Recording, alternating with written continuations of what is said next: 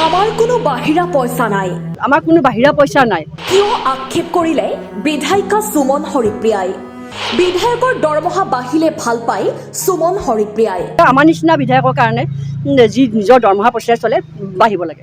অৱশ্যে তেওঁ আক্ষেপো কৰিলে, আমাৰ কোনো বাহিৰা পইচা নাই। মা মন্ত্ৰী হৈ থাকোঁতেই মোৰ নামত কোনো পেট্ৰল পাম্প, শ্বপিং মল উপহাৰ নিদিলে।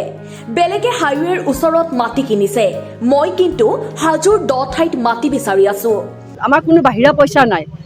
না গেছ, মোৰ মায়ে কেতিয়া মন্ত্ৰী থাকোঁতেও মোক গেছৰ এজেঞ্চি, পেট্ৰল পাম্প এইবিলাক আমাক দি থোৱা নাই উপহাৰ, বা তেনেকুৱা কোনো ধৰণৰ মাৰ্কেট কমপ্লেক্স নাই, বা একো ব্যৱসায় বাণিজ্য নাই। গতিকে আমি অকল দৰমহাৰ পইচাৰে চলা মানুহ, গতিকে বাঢ়িলে ভাল লাগে। এতিয়া চাওক, মানুহে হাইৱেত মাটি কিনিছে, মই চিন্তা কৰি আছোঁ হাজোৰ ক'ত পানী থকা মাটি য'ত সস্তা সেইটো বিচাৰি আছোঁ। উল্লেখযোগ্য যে বিধায়কসকলৰ দৰমহা বৃদ্ধিৰ প্ৰসংগ উত্থাপন হোৱাৰ সময়ত বিধায়িকা সুমন হৰিপ্ৰিয়াই জনালে আদৰণি। এটা সময়ত বিধায়িকা সুমনৰ মাতৃ বিজয়া চক্ৰৱৰ্তী কেন্দ্ৰীয় মন্ত্ৰী আছিল। মন্ত্ৰী হৈ থকা সময়ত কোনো ধৰণৰ ব্যৱসায় বাণিজ্য তেওঁক কৰি নিদিয়া বুলি উল্লেখ কৰি বিধায়িকাগৰাকীয়ে একমাত্ৰ দৰমহা কেইটাই মূলধন বুলি উল্লেখ কৰে। আনহাতে এই বিজেপি চৰকাৰৰ দিনত আন্তঃগাঁথনি যথেষ্ট হোৱা বুলিও দাবী কৰে বিধায়িকা সুমন হৰিপ্ৰিয়াই। হাজোত বেদখল হোৱা ভূমি অতি শীঘ্ৰে উচ্ছেদ হ'ব বুলিও তেওঁ সংবাদ মাধ্যমৰ আগত প্ৰকাশ কৰে। চাওক, মোৰ নিচিনা বিধায়কৰ কাৰণে হয়তো মানে অকণমান ভাল লগা কথা। মই এইকাৰণে কৈছোঁ যে আমাৰ কোনো বাহিৰা পইচা নাই।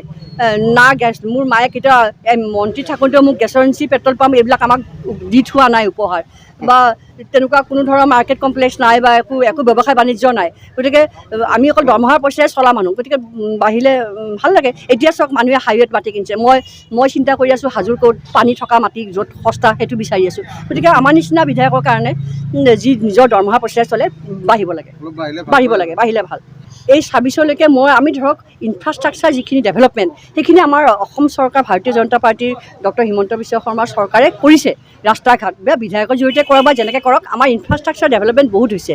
কিন্তু হাজোৰ ক্ষেত্ৰত এতিয়া যিখিনি কিছুমান এনক্ৰচমেণ্ট আছে, সেইখিনি আমি মুকলি কৰিব লাগিব। দুকনীয়া ৰিজাৰ্ভখন আৰু কোঁৱৰপুৰ ৰিজাৰ্ভ, য'ত আমাৰ বিষ্ণুৰাম মেধিৰ ন্যাসৰ মাটি আছে, গতিকে তেনেকুৱা সেইখিনি আমাক ঘূৰাই দিব।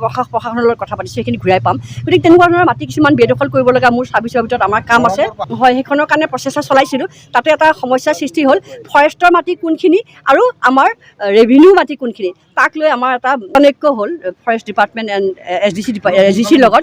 গতিকে এইখিনি অকণমান ডিমাৰ্কেশ্যনখিনি আমাক লাগিব, কোনখিনি ফৰেষ্ট মাটি, কোনখিনি ৰেভিনিউ মাটি, তেতিয়াহ'লে আমি সেইখিনি বৰঙে পাহাৰটো পাৰিম। আৰু বাকী থাকিল এমপ্লয়মেণ্ট জেনেৰেশ্যনৰ কাৰণে 2 লাখ টকীয়া স্কীমবিলাক দিছে, কিন্তু তাৰ বাহিৰেও মই ভাবোঁ স্কিল ডেভেলপমেণ্টটো আৰু অকণমান আমি আগুৱাই নিব লাগিব। হাজোৰ পৰা প্ৰাঞ্জল কলিতাৰ ৰিপৰ্ট, অসম টাইম।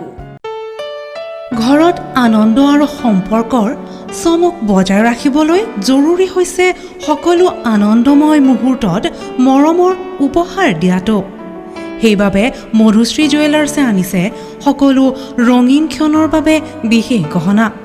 হীৰাৰে হওক, সোণৰে হওক বা ৰূপৰে হওক, শ্ৰেষ্ঠ ডিজাইনছ আৰু হলমাৰ্কযুক্ত গহনাই ৰাখে সম্পৰ্কক নিখুঁত। তেনেহ'লে আজিয়ে আনক আনন্দ মধুশ্ৰী জুৱেলাৰ্ছৰ সৈতে। যোগাযোগ কৰক 7028000341 নাইবা ভিজিট কৰক LNB ৰোড, নলবাৰী, অসম।